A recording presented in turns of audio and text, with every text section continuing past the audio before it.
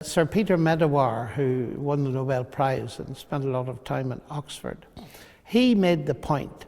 He said it's pretty obvious that science is limited, since it can't answer the typical questions of a child. Where have I come from? What am I here for? What's the purpose of life? And he said it's outside science to literature, religion, philosophy that we have to look for answers to those questions. And we live in a world where there are very loud voices, strident voices saying science is the only way to truth. And I want to point out that is simply false. In order to illustrate the difference between the God explanation and the science explanation, I ask people to think of boiling water. Why is the water boiling? Well, because the Bunsen burner flame is heating the kettle, is agitating the molecules of water. That's why it's boiling. Really, is it? Actually, it's boiling because I'd like a cup of tea.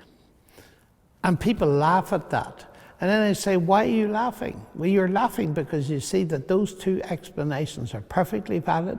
They don't compete, they don't conflict, they complement. And I often think of Isaac Newton when he discovered the law of gravity. He didn't say, now I've got gravity, I don't need God. What he said was, what a genius of a God that does it that way.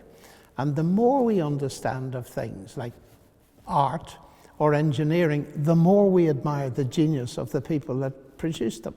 The fact that the pioneers of modern science, as we might call it, like Galileo, Kepler, Newton, coming up to Clerk Maxwell, were believers in God, I'm not sure how well known it is. And I find many school-level kids have never heard this. Because, of course, it means that far from belief in God hindering the rise of science, it was the motor that drove it. People believed in an ordered universe because they believed in a lawgiver behind it. In my case, and many other people's case, our worship for him increases the more we understand, not decreases.